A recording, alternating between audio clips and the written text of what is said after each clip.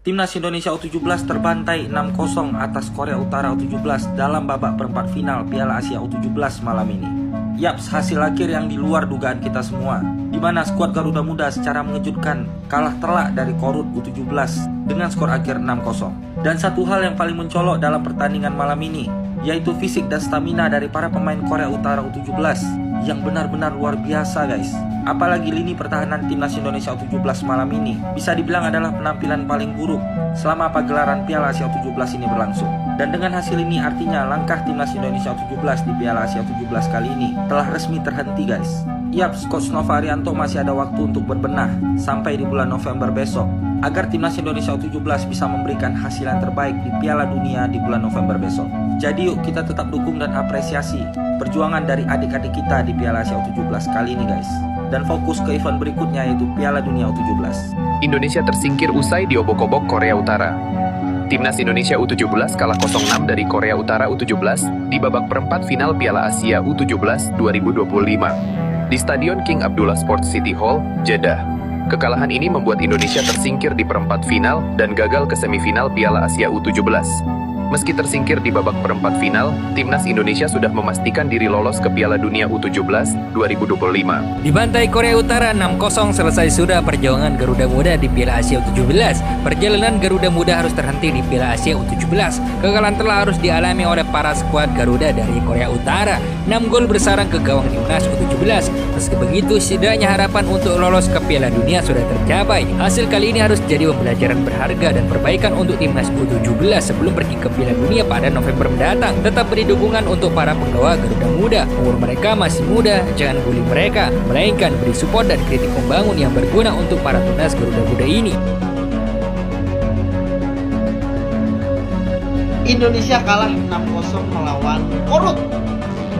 Korea dekat Timur, Korea Utara ya. Tapi gue yakin ini akan menjadi pembelajaran yang sangat berharga untuk Indonesia. Kemarin Indonesia menang.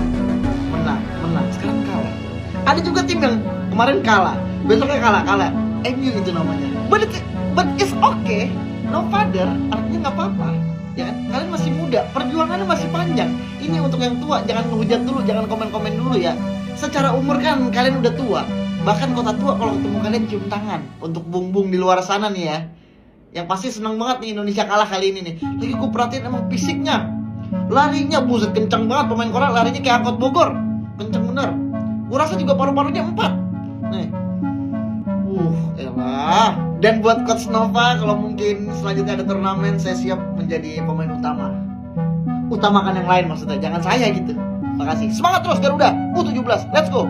Buat Coach Nova, kalau nanti ada turnamen lagi timnas, saya siap menjadi pemain utama. Utamakan yang lain maksudnya, jangan saya gitu. Lagi tenang aja.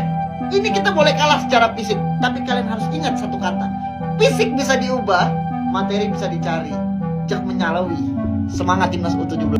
Ya, ini namanya sih Korea Utara ngajarin Korea Selatan gimana cara ngalahin King Indo.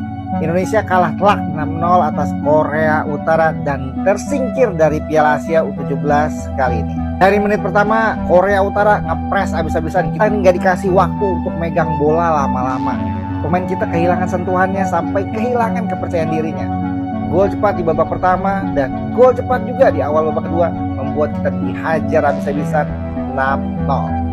Meskipun itu kita harus bersyukur kita tetap bisa lolos ke Piala Dunia dan kita harus respect untuk Putu Panji dan kawan-kawan U17 sudah melakukan yang terbaik yang mereka bisa lakukan. Dan PR-nya untuk Coach Nova, semoga nanti di Piala Dunia kita bisa improve dari segi teknis seperti passing, kontrol, stamina juga, dan terutama mental. Kalau udah ketinggalan duluan, kelihatan banget mentalnya down. Apalagi pas gol ketiga, susah banget ngangkatnya lagi. Dan yang terakhir pesan gue, jangan ngebully para pemain karena mereka sudah berusaha semaksimal. Mohon support yang terbaik guys, tulis di kolom komentar.